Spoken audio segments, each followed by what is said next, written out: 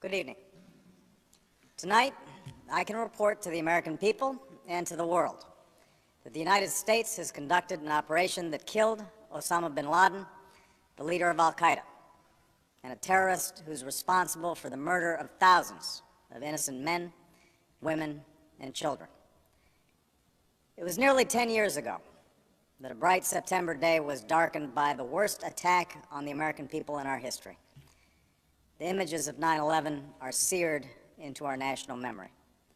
Hijacked planes cutting through a cloudless September sky, the Twin Towers collapsing to the ground, black smoke billowing up from the Pentagon, the wreckage of Flight 93 in Shanksville, Pennsylvania, where the actions of heroic citizens saved even more heartbreak and destruction.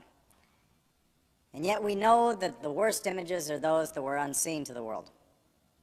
The empty seat at the dinner table, children who were forced to grow up without their mother or their father, parents who would never know the feeling of their child's embrace, nearly 3,000 citizens taken from us, leaving a gaping hole in our hearts.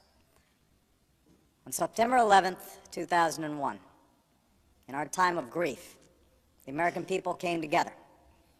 We offered our neighbors a hand, and we offered the wounded our blood. We reaffirmed our ties to each other and our love of community and country. On that day, no matter where we came from, what God we prayed to, or what race or ethnicity we were united as one American family. We were also united in our resolve to protect our nation and to bring those who committed this vicious attack to justice. We quickly learned that the 9/11 attacks were carried out by al-Qaeda, an organization headed by Osama Bin Laden, which had openly declared war on the United States and was committed to killing innocents in our country and around the globe. And so we went to war against al-Qaeda to protect our citizens, our friends, and our allies.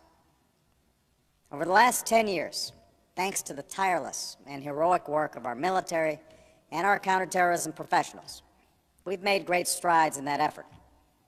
We've disrupted terrorist attacks and strengthened our homeland defense. In Afghanistan, we removed the Taliban government, which had given bin Laden and al-Qaeda safe haven and support.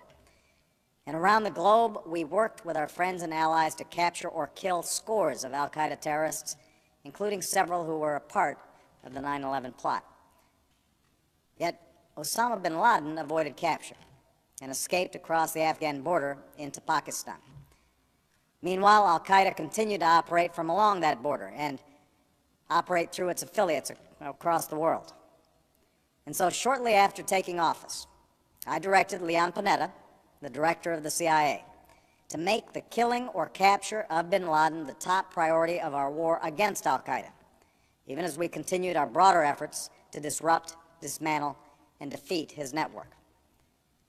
Then, last August, after years of painstaking work by our intelligence community, I was briefed on a possible lead to bin Laden.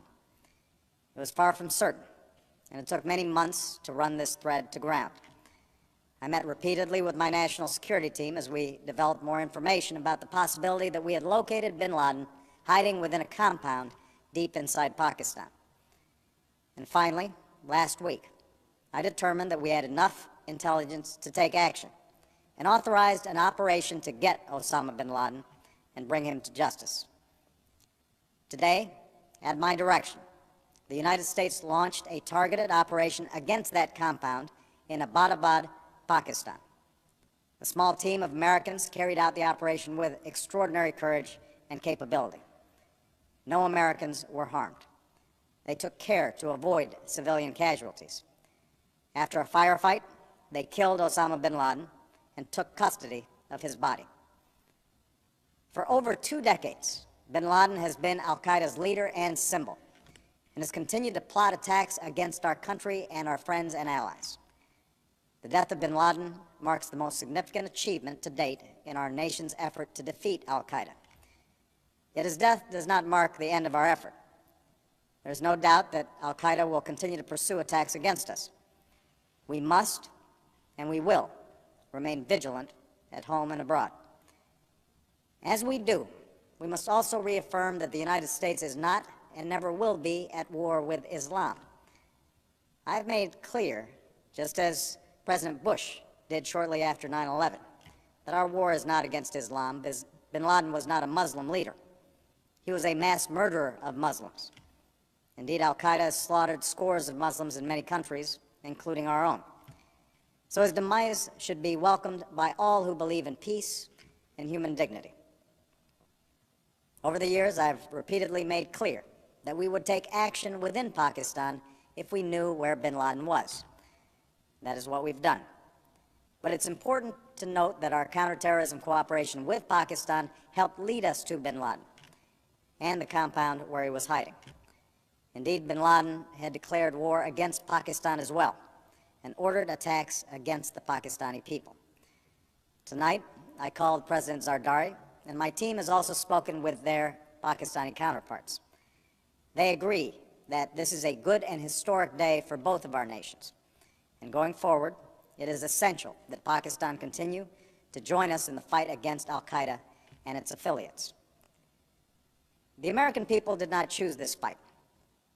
It came to our shores and started with the senseless slaughter of our citizens.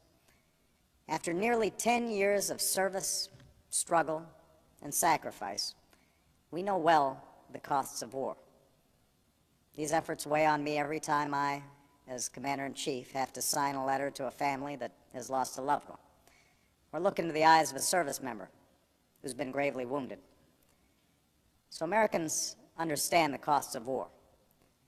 Yet, as a country, we will never tolerate our security being threatened, nor stand idly by when our people have been killed. We will be relentless in defense of our citizens and our friends and allies. We will be true to the values that make us who we are. And on nights like this one, we can say to those families who have lost loved ones to al-Qaeda's terror, justice has been done.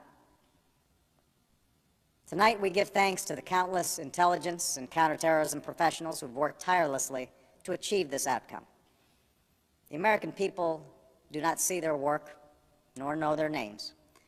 But tonight, they feel the satisfaction of their work and the result of their pursuit of justice.